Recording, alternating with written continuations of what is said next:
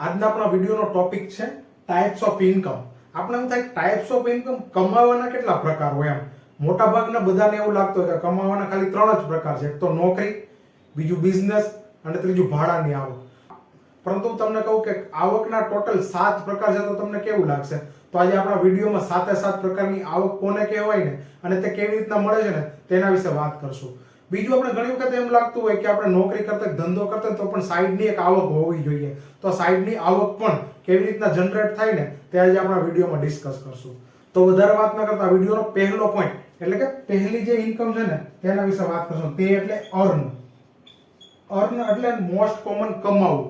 જે પણ લોકો નોકરી કરતા હોય, એન્જિનિયર હોય કે જે બીજી કંપનીમાં નોકરી કરતા હોય, ડોક્ટર હોય કે જેનું પોતાનું ક્લિનિક નથી પરંતુ બીજા ક્લિનિકમાં સર્વિસ આપવા માટે જતા હોય, વકીલ હોય, આ બધા જ લોકો અર્નની આવક કમાય છે. અર્ન એટલે કે કમાવું. તેને ત્યાંથી પગાર મળે છે અને પગાર ઉપરથી તેનું ઘર કે કંઈક પણ બીજું જે પ્લાનિંગ હોય ને એ બધી વસ્તુ ચાલતી હોય. આ કોમન પ્રકારની આવક છે. એટલે આની અંદર આપણે વધારે ડિસ્કસ નથી કરતા.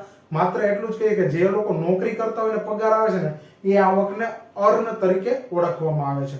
બીજી આવકની વાત કરીએ તો બીજી આવક એટલે કે પ્રોફિટ.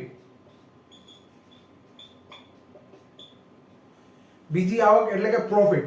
જે લોકો બિઝનેસ કરે છે અને એમાંથી જેને જે આવક આવે છે ને તેનું પ્રોફિટ કહેવાય. પ્રોફિટની એક્ઝેક્ટ ડેફિનેશન કહું ને તો તમે કોઈ પણ વસ્તુ અથવા તો સર્વિસ એની ઉપર તમને જે પણ નફો થાય ને એ બધી જ આવકને પ્રોફિટ ગણવામાં આવે છે. હું તમને 2 દ્રષ્ટાંત આપું, 2 એક્ઝામ્પલ આપું જેથી તમને ક્લિયર થાય.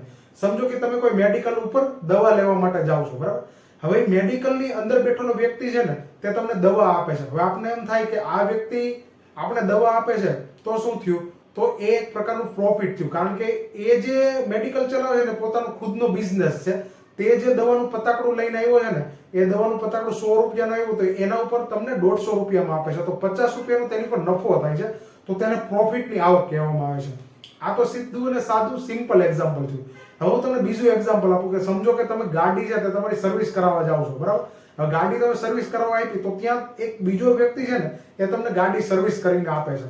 હવે તમને એમ થાય કે આ આવક કેવી રીતના થાય? તો જે ગેરેજનો માલિક છે ને તેની આ પ્રોફિટની આવક છે. તે ભલે તે કારીગરને પગાર આપતો હોય પરંતુ તમે જે ગાડીની સર્વિસ કરાવી ને એ સર્વિસ ઉપર એને નફો થયો છે તો આ પ્રોફિટની આવક છે. એટલે કે કોઈ પણ વસ્તુ અથવા સર્વિસ એના ઉપર જે એક્સ્ટ્રા રૂપિયાની આવક થાય ને આને પ્રોફિટની આવક કહેવામાં આવે છે. ત્રીજી આવક એટલે કે ઇન્ટરેસ્ટ, વ્યાજની આવક. આ આવક છે ને ખૂબ જ સમજવા જેવી છે અને આને પેસિવ ઇન્કમ પણ થાય છે. હવે હું તમને એક્ઝામ્પલ આપું કે ઇન્ડિયાની જેટલી બેંકો છે ને આ બેંકો છે એની કોઈ પ્રોડક્ટ ખરી એ કોઈ ફિઝિકલ પ્રોડક્ટ વેચે છે? જેમ કે કોઈ મોટરસાયકલ વેચતા હોય કે કોઈ સ્ટીલની પ્રોડક્ટ વેચતા હોય કે કોઈ સિમ કાર્ડ વેચતું હોય, આવું કઈ બેંકો વેચે છે? ના. તો બેંકો બધી ચાલે છે કઈ રીતના? તો બેંકો બધી ચાલે છે ઇન્ટરેસ્ટ, વ્યાજ ઉપર. વ્યાજ કેવું? સમજો કે તે તમને હોમ લોન આપે, કોમર્શિયલ લોન આપે, પર્સનલ લોન આપે, ક્રેડિટ કાર્ડ આપે, બરાબર? તો આની ઉપર જે વ્યાજની આવક થાય ને આ આવકથી બેંકો ચાલે છે. તો આપણે એમ ઘણી વખત કહીએ કે ભાઈ એ આપણે પૈસા પણ આપે છે, જેમ કે સેવિંગ એકાઉન્ટ કે એફડી માં આપણે પૈસા મૂકી તો એમાંથી આપણે પૈસા પણ આપે છે. તો કમાઈ કેવી રીતના? તો હું તમને કહું કે તે લોકોની મોટામાં મોટી આવક હોય ને તો તે પર્સનલ લોન અને ક્રેડિટ કાર્ડની આવક છે. પર્સનલ લોનનું વ્યાજ તમને ખબર છે કેટલું હોય? પર્સનલ લોનનું વ્યાજ 18% થી લઈને 24% અને 30% સુધીનું હોય છે. અમુક પ્રાઇવેટ ઇન્સ્ટિટ્યૂટ છે ને 35% પણ પર્સનલ લોન આપે છે. આ ઉપરાંત ક્રેડિટ કાર્ડની અંદર પણ તેની આવક હોય છે. તમને ખબર હોય ક્રેડિટ કાર્ડ વખત એક વખત તમને ફોન આવે ને એટલે એ લોકો તમારી પાસે ચોંટી પડે. એનું કારણ છે ક્રેડિટ કાર્ડ ઉપર તેની સૌથી વધારે આવક હોય છે. એક હપ્તો પણ જો ક્રેડિટ કાર્ડનો તમારો બાઉન્સ ગયો ને તો તેના ઉપર પેનલ્ટી ને જીએસટી ને આ ને તે ને ફલાણું કરી અને તે લાંબુ બિલ બનાવે છે અને એના ઉપર બેંકોને રેગ્યુલર આવક મળે છે આ બધી લોનો ઉપર અને ઇન્ટરેસ્ટના લીધે બેંકો ચાલે છે. ઘણી વખત સામાન્ય માણસ પણ વ્યાજ ઉપર કમાતો હોય છે. જેમ કે સમજો કે મારી પાસે 1 લાખ રૂપિયા છે તો હું મારા કોઈ સંબંધીને કે કોઈ રિલેટિવને પૈસાની જરૂર છે ને તો હું 1.5% મહિને વ્યાજે રૂપિયા આપું તો તે મારી વ્યાજની આવક છે. હું તેને 1 લાખ રૂપિયા આપું તો તે મને દર મહિને 1500 રૂપિયા આપશે. તો મારા 1 લાખ રૂપિયા છે તે ત્યાં સેવ છે અને દર મહિને 1500 રૂપિયાની મને એક રેગ્યુલર આવક જનરેટ થાય. તો આ આવકને ઇન્ટરેસ્ટ એટલે કે વ્યાજની આવક કહેવાય કે જેના પર બેંકો છે અને સામાન્ય માણસો છે તે પણ કમાતા હોય છે. હવે ચોથા પ્રકારની આવક છે તે એટલે રેન્ટલ ઇન્કમ. રેન્ટલ એટલે ભાડાની ઇન્કમ. આના વિશે વધારે ડિસ્કસ કરવા જેવું છે નહીં કારણ કે આ બધાને ખબર જ છે.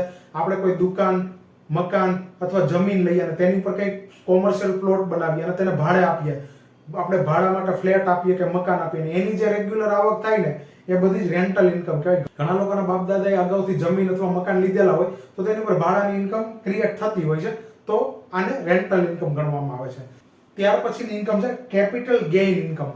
આ ઇન્કમ આપણે સમજવામાં થોડુંક અલગ લાગે. કેપિટલ ગેઇન એટલે શું, હું તમને બે એક્ઝામ્પલ આપીશ એટલે આ પોઈન્ટ પણ ક્લિયર થશે.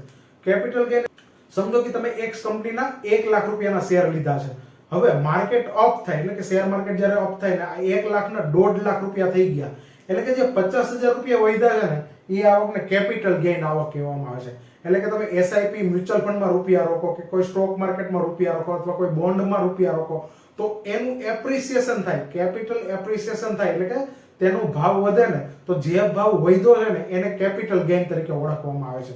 ખાલી સ્ટોક માર્કેટ કે મ્યુચ્યુઅલ ફંડમાં કેપિટલ ગેઇન હોય એવું નથી, પ્રોપર્ટીની ઇન્કમમાં પણ કેપિટલ ગેઇન લાગે છે. એટલે કે સમજો કે તમે 50 લાખ રૂપિયાનો ફ્લેટ લીધો છે અને 10 વર્ષ પછી તેનો રેટ 75 લાખ રૂપિયા થઈ ગયો ને તો જો 25 લાખ રૂપિયા વધ્યા ને એને કેપિટલ ગેઇન કહેવામાં આવે છે.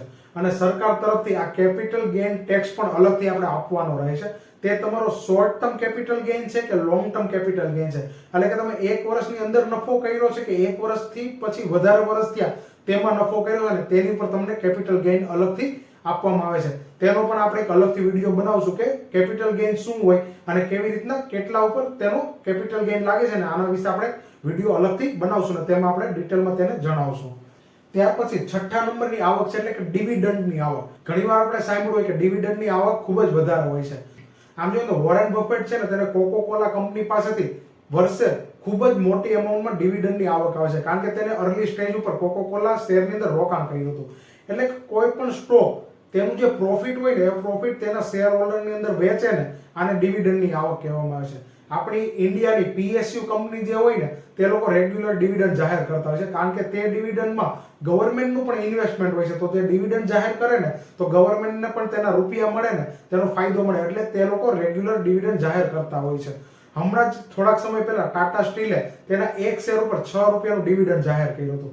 તો આ જે આવક હોય ને આને ડિવિડન્ડની આવક કહેવાય. તમે અંદાજે 1,00,000-2 લાખ રૂપિયા કોઈ પણ સારા સ્ટોકની અંદર જેમાં સારું ડિવિડન્ડ આપતું હોય ને તેની અંદર રેગ્યુલર પૈસા રોકીને પણ રેગ્યુલર સાઇડ ઇન્કમ જનરેટ કરી શકો છો.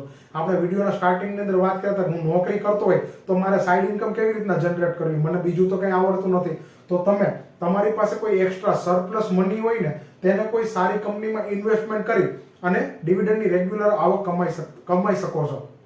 જો તમને એવું લાગતું હોય કે મારે આની વિશે વધારે જાણવું છે તો કોમેન્ટ સેક્શનમાં મને કોમેન્ટ કરો, તો હું ડિવિડન્ડમાં કયા સ્ટોક સારું ડિવિડન્ડ આપે છે ને આનો પણ એક વિડીયો આપણે બનાવી અને YouTube ઉપર પોસ્ટ કરશું. તો ડિવિડન્ડની આવક એટલે શેર ઉપર જે તમને એક્સ્ટ્રા પ્રોફિટ શેર કરવામાં આવે છે ને આને ડિવિડન્ડની આવક કહેવામાં આવે છે. આપણી સાતમી અને છેલ્લી આવક એટલે કે રોયલ્ટીની આવક.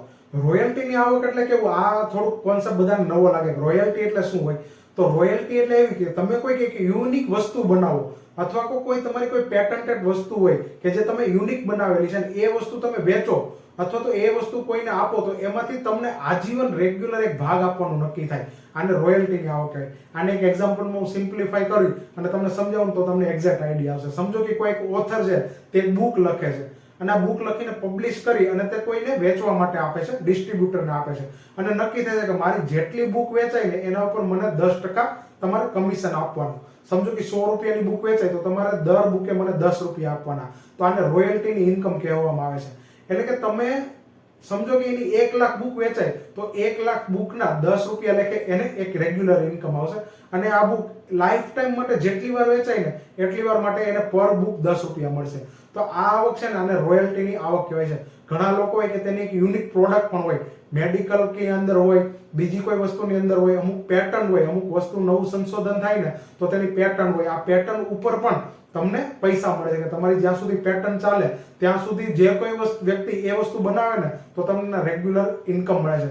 તમે નહીં માનો પરંતુ થોમસ આલ્વા એડિસનની ટોટલ 1093 પેટર્ન હતી. આ પેટર્ન ઉપર જ્યારે કોઈ વસ્તુ બનાવે ને તો તેની એવું કહી શકાય કે થોમસ આલ્વા એડિસનને તેની પૈસા મળતા હતા. અને તેનું એક બેસ્ટ એક્ઝામ્પલ હોય ને એટલે લાઇટ બલ્બ. આપણે જે લાઇટ બલ્બ અથવા લાઇટની નીચે રહીએ છીએ ને તેનું સંશોધન થોમસ આલ્વા એડિસને કરેલું હતું.